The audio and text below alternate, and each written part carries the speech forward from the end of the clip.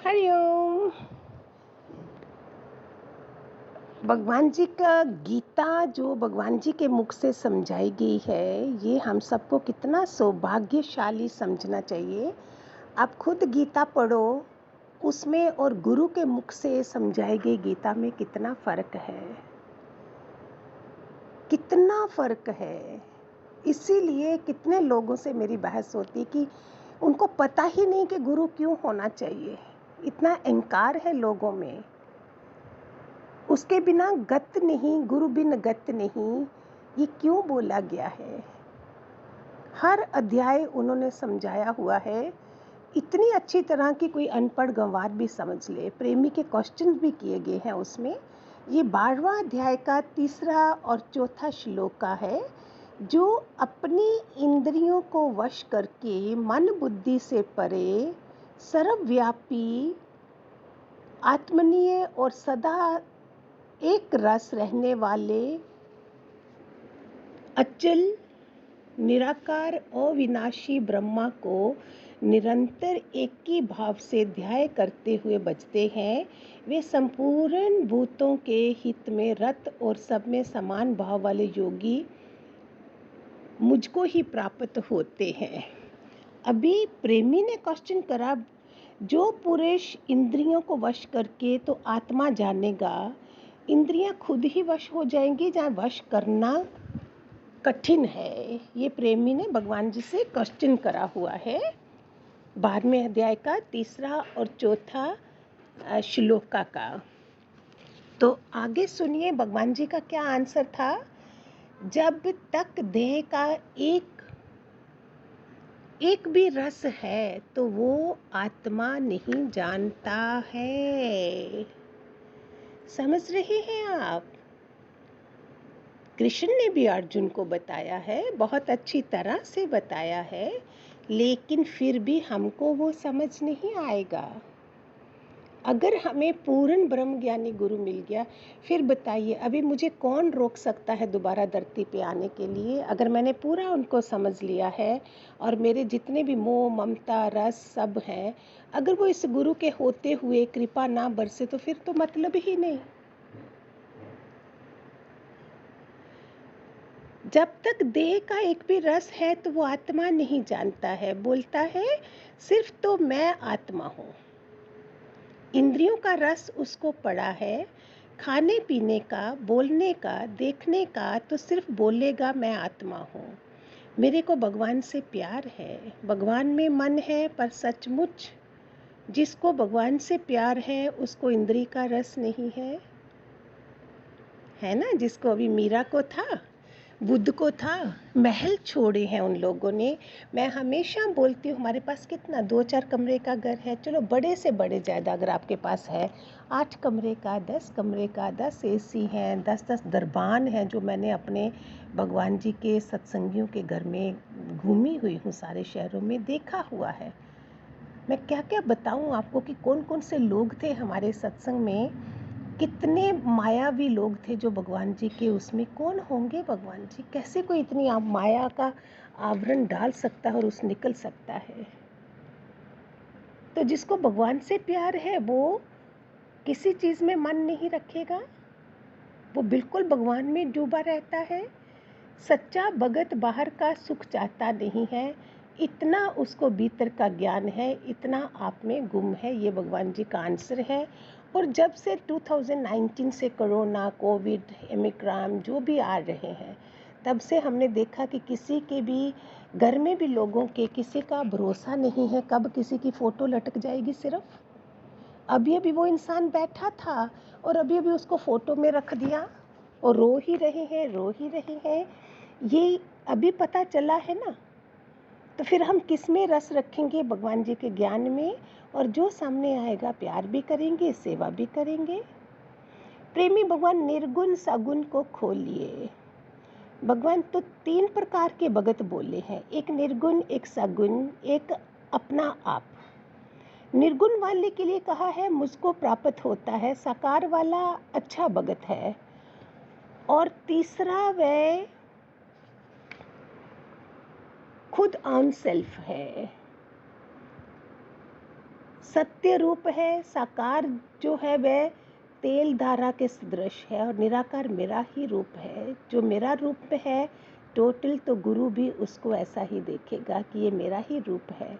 फिर तो बात बंद हो जाती है, अशब्दी ब्रह्मा हो जाते हैं हम प्रभु जी,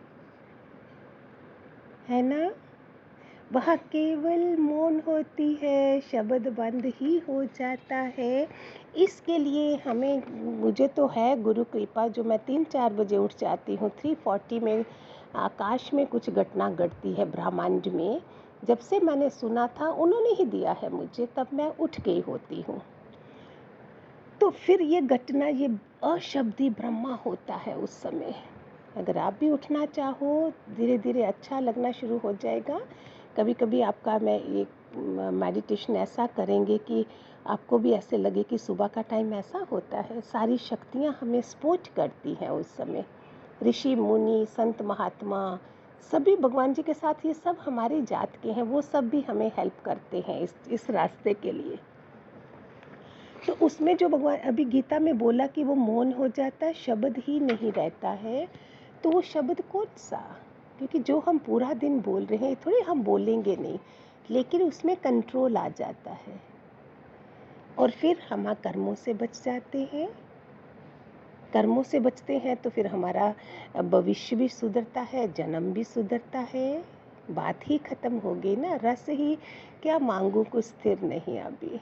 वो अपने में निर्लेप नारायण, चाहे 10 मेंबर घर में हैं, फिर भी वो उठ के हाथों से सेवा करेगा। मैंने देखे हुए हैं ऐसे लोग, हाथों से सेवा करेगा और मुंह से बंद, सेवा के लिए ना नहीं करेंगे। वो जो राहुगण राजा ढूंढने जा रहे थे गुरु, और रास्ते में भर्तहरि का नेक्स्ट रूप था शायद, जो हिरनी के घर उसमें पड़ गए थे ना प्यार में, वो उनको याद था। अभी ये 5वीं अवस्था में थे, 5वां अवस्था में 5वां चक्कर मना, थ्रोट चक्कर तक। तो 5वें चक्कर तक पहुंचा वो इंसान तो बिल्कुल ही कुछ नहीं करा उसने। उसको बोला पालकी उठा, तो उसने उठा ली। और फिर वो इतना डर गए थे। अभी सुनना ध्यान से, हम सब के लिए होती हैं ज़रूरी बातें। जो मैं बोलती हूँ वो मैं अनुभव करती हूँ, फील करती हूँ, फिर ही बोलती हूँ। तो उन्होंने वो जन्म याद था कि सब कुछ छोड़ा। भर्तहरि वो नाथ बने थे, राजा भर्तहरि। फिर उसके बाद किसी हिरनी का बच्चा, छलांग लगाते लगाते प्रेग्नेंट थी हिरनी, वो उसका बच्चा गिर गया, इन्होंने उसको पाला और उसके मुंह में चले गए। अभी ये जन्म उनको याद था, तो वो एक चींटी भी नहीं पकड़ते थे, चींटी को भी नहीं मारते थे। उन्होंने राजा की पालकी उठाई है, बोलते थे क्या निकम्मा बैठा है, उसको सब लोग निकम्मा समझते। उठाई है और देखता नहीं है। तो राहुगण राजा ने बोला रोको पालकी, पूछते हैं इसको। उसको पूछा तो देखो क्या जवाब दिया कि तुम ऐसे लटक लटक लुढ़क लुढ़क के क्यों चल रहे हो टेढ़ा मेढ़ा। उसने बोला देखो मैं तो नहीं चल रहा हूँ, पाँव के ऊपर घुटने हैं, घुटनों के ऊपर कंधे हैं, कंधों ने पालकी उठाई है, मैंने कुछ नहीं करा। देखा कितना बड़ा ज्ञान, यही ज्ञान हम दादा भगवान का हमें दिया गया है ना। राहुगण राजा पागल हो गया, वो किसी गुरु की तलाश में था। फिर क्या हुआ, उसे पूछा तुम कौन हो, बस तुम ही मुझे ज्ञान दोगे, मैं बाहर किसको ढूंढने जा रहा हूँ। बस फिर तो राहुगण उसके शिष्य बन गए। ये अवस्थाएं होती हैं, और हमें भगवान जी ने घर में रह के ये सब करवाया है ना। फिर हम पीछे क्यों रह जाएं, बताइए। कल बुद्ध पूर्णिमा भी जो थी, इतने बड़े बुद्ध भगवान जिनके लिए आतस ऋषि पहाड़ों से, गुफा में से उठ के आ रहे हैं, लोग भी अचंभे थे कि कहाँ जा रहा है, और वो जा रहे हैं। जब बुद्ध पैदा हुए हैं, उनको देखने के लिए उनके पांव छुए थे तो सारे लोग पागल हो गए थे। इस ऋषि के दर्शन के लिए लोग पागल होते हैं, और ये किसके पांव छूने आए। एक तरफ शोक था, एक तरफ आंसू गिर रहे थे।